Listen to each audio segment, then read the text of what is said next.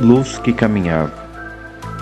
O que está descrito sob o título acima, acreditamos não seja apenas uma lenda ou uma ficção criada pela imaginação mística e supersticiosa do povo. É que se trata de uma versão constituída de aspectos não naturais que muitas pessoas respeitáveis tiveram oportunidade de constatar de viso tranquilamente, repetidas vezes, inclusive o próprio narrador. Segundo relatam moradores antigos do lugar, usuários habituais da estrada municipal, que, começando na saída da cidade, onde hoje se localiza o Grupo Escolar Coronel Francisco Brás, transpõe a pista asfáltica com destino a Paraisópolis, seguindo em direção aos bairros Serrinha, Teodoros, Boa Vistas. À noite, várias vezes, quase sempre a partir das 22 horas, era visualizado e acompanhado um ponto luminoso que, visto a certa distância, assemelhava-se a uma vela acesa.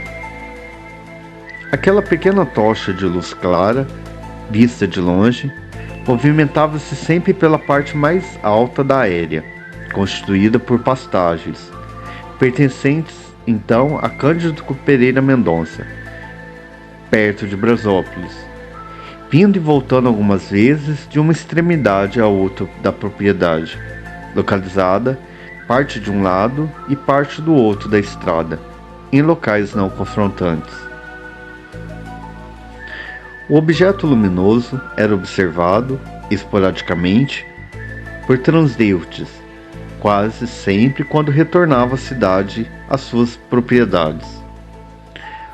O percurso utilizado pela luz ambulante era sempre o mesmo, com raríssimas exceções.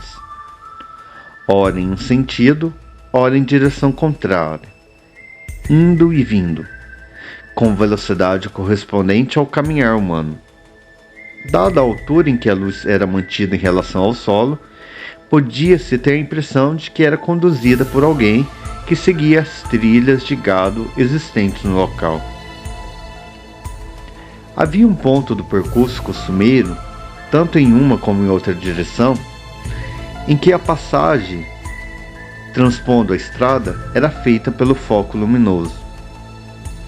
Este cruzamento acontecia na região conhecida como Morro do Tiro, local compreendido entre uma pequena elevação seguida logo à frente da outra, margeando uma pequena depressão alagadiça do terreno, por onde a passagem a pé era impossível, também porque ocupada por extensa vegetação.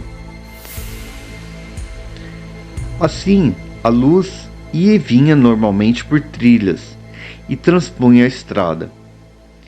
Se naquele momento não tivesse passando alguém, prosseguia sua caminhada ganhando, do outro lado, a pastagem que já começava a elevar-se, topograficamente, e onde já não havia trilho ou caminho.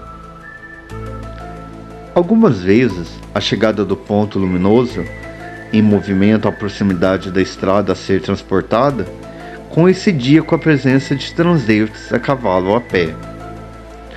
Quando uma quase defrontação ocorria, as pessoas sentiam-se tocadas de emoção, cabelos arrepiados. Não paravam. Com grande receio, prosseguiam, enquanto a luz desviava-se, ora para um lado, ora para o outro, como aconteceu com várias pessoas, de modo a evitar o encontro ou aproximação. Segundo informam os moradores dos referidos bairros, aqueles que passavam sempre pelo local, cruzamento da estrada, e que conheciam a ocorrência, faziam-no com respeito profundo, coração ofegante, emudecidos e sempre tocados pelo medo, sem jamais procurar um confronto com quem vinham ou acompanhavam, de longe, porque considerava aquilo um fenômeno não natural e merecedor de todo respeito. Porém, passado o momento do possível encontro, sempre evitável, constava-se que o ponto luminoso prosseguia sua caminhada até atingir a pastagem vizinha, logo do outro lado da estrada, fazendo o mesmo percurso. O roteiro utilizado normalmente pela luz começava pela parte mais alta da elevação, na divisa da fazenda que pertence à nossa estimada tia Alvarina Pereira Cinta. Transpunha a estrada no local, já mencionado, e terminava nas partes mais altas, próximo ao fim do outro pasto, também pertencentes a Cândido Pereira Mendonça, que divisava em águas vertentes com o confrontante então Joaquim Pereira de Lima. Algumas vezes, o ponto luminoso foi visto movimentando-se paralelamente à estrada referenciada, pelo mesmo pasto, guardando constantemente regular distância desta. Quando isso ocorria, informa os observadores, era feita uma parada em sua caminhada, ao passar próximo a uma Santa Cruz ali existente, um pouco afastado da estrada, que assinalava, por um velho e tradicional costume, o local onde anos antes havia falecido um homem negro, que o narrador conheceu, mas cujo nome não se lembra. Tendo falecido, passado por forte crise cardiovascular, segundo a tradição, sem que ninguém o tivesse socorrido, foi encontrado já sem vida sobre a enorme poça de sangue. Após a parada por alguns segundos, nesse ponto luminoso, a luz prosseguia na sua já conhecida movimentação. Todos se preocupavam com aquele mistério inexplicável da parada do ponto luminoso na Santa Cruz, tentando formar juízo a respeito. Porém, ninguém formulava, ao comentar o assunto, conclusões que merecessem acolhimento pela sua fundamentação. O que diziam aqueles que mais vezes o observavam e que acreditavam que devia ser alma ou espírito do falecido? Essa descrição histórica não é uma simples lenda ou uma história qualquer.